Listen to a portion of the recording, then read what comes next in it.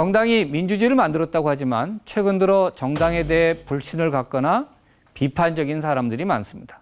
이런 현상은 비단 우리나라만의 일은 아닙니다. 전 세계 많은 민주주의 국가에서 나타나고 있는 일입니다. 하지만 아무리 욕을 먹어도 정당이 없는 나라는 없습니다. 왜 그럴까요? 민주주의 체제에서 정당만이 할 수 있는 또 해야 하는 중요한 역할이 있기 때문입니다.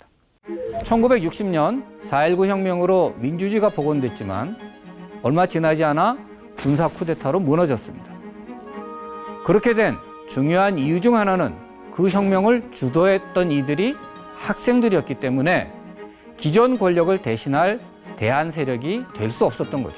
1987년 6월 항쟁 때는 신한민주당이라는 대안 세력이 존재했고 이 때문에 민주화 이후에 정당 간 경쟁이 제도화될 수 있었습니다. 한편 이승만 대통령은 처음에는 특정 정파에 속하지 않는 나라의 아버지, 국부라고 스스로를 여겼습니다. 하지만 정당 없는 통치는 쉽지 않은 일이었습니다. 민심을 경청하기도 어렵고 자신의 의사를 전달하기도 힘들었기 때문이죠. 그래서 자유당을 만들어야 했습니다. 이렇게 대의민주주의 체제에서 정당은 시민사회와 국가를 연결하는 역할을 합니다. 정당은 선거 때 유권자들의 지지를 얻기 위해 우리가 집권하면 무엇을 하겠다 약속을 하고 권력을 잡게 되는데요. 이후 권력을 잡은 후 약속했던 것들을 국가 정책을 통해 실천합니다. 선거라는 정치 행사를 매개로 정당은 시민들의 요구를 받아들이고 권력을 장악한 후 국가 기구를 통해 그 요구를 정책으로 전환시키는 겁니다. 정당이 약속한 대로 시민의 요구를 잘 처리했다면 상으로 계속 집권할 수 있게 해주고 그렇지 않다면 벌로서 다른 대안 정당이 권력을 차지하게 하는 것이죠. 이것이 대의민주주의를 통해 정당의 정치적 책임성을 묻게 하는 방식입니다. 정당의 기능은 다양하지만 여기서는 4가지로 정리해 보겠습니다.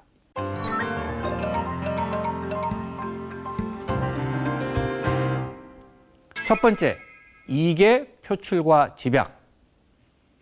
사람들의 목소리를 전달해서 여론을 형성하고 이 요구를 모아 표현하고 이것을 국가에 전달해서 대중이 원하는 것을 공공정책으로 연결시키는데 앞에서 말한 연계 기능과 관련된 중요한 정당의 역할입니다.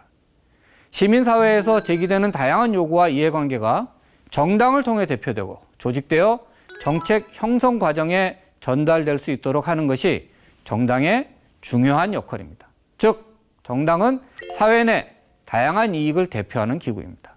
이번에 설명할 정당의 기능은 정당은 정부의 조직과 통제의 주체가 됩니다.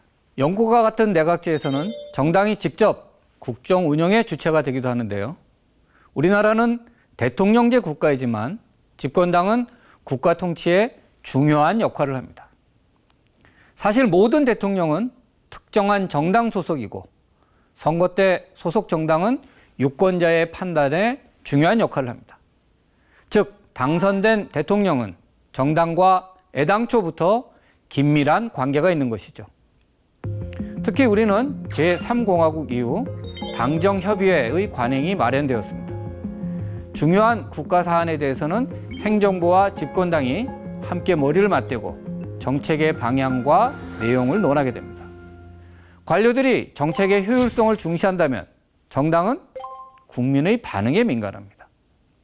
정부와 정당 간 협의는 정책이 어느 한쪽에 치우치지 않도록 균형을 잡아주는 역할을 할 수 있겠죠. 또한 우리나라에서는 집권당의 의원이 행정부에 직접 참여할 수도 있습니다.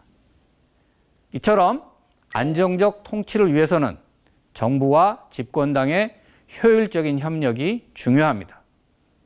또한 정당의 중요한 역할 중 하나는 사회적 갈등을 해소하고 통합을 이뤄내는 일입니다. 그런데 유권자들의 이해관계는 여러 가지로 다를 수밖에 없습니다. 정당들은 자신들이 대표하는 서로 경쟁적인 사회적 이해관계를 두고 논의하고 타협하고 양보함으로써 갈등을 해소하고 합의를 도출해내는 역할을 담당합니다. 그런데 안타깝게도 우리 정당들은 그동안 사회 통합의 역할에는 다소 미흡했습니다. 오히려 갈등을 부추기는 경우도 적지 않았습니다. 민주화 이후에는 지역주의 정당 정치가 생겨났고 2002년 대통령 선거 이후에는 이념적 갈등도 심해졌습니다. 이와 함께 세대 간 갈등도 나타났습니다. 심각한 점은 이런 갈등이 상쇄되는 것이 아니라 오히려 중첩되고 있다는 사실입니다. 예를 하나 들어볼까요? 남과 북 이렇게 두 개의 지역이 있다고 가정해 보겠습니다.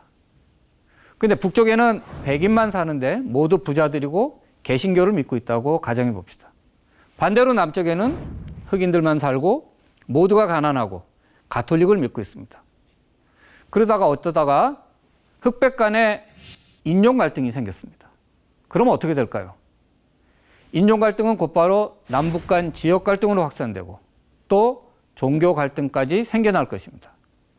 하나의 갈등이 다른 갈등을 불러내는 것이죠. 그런데 만약 북부에는 흑인도 살고 있고 흑인 중에는 부자도 있고 프로테스탄트도 있고 또 남쪽에는 백인도 살고 있고 백인 중에는 가난한 사람도 있고 가톨릭 신자도 있다면 인종 갈등이 지역 갈등, 종교 갈등까지 확산되지는 않겠죠.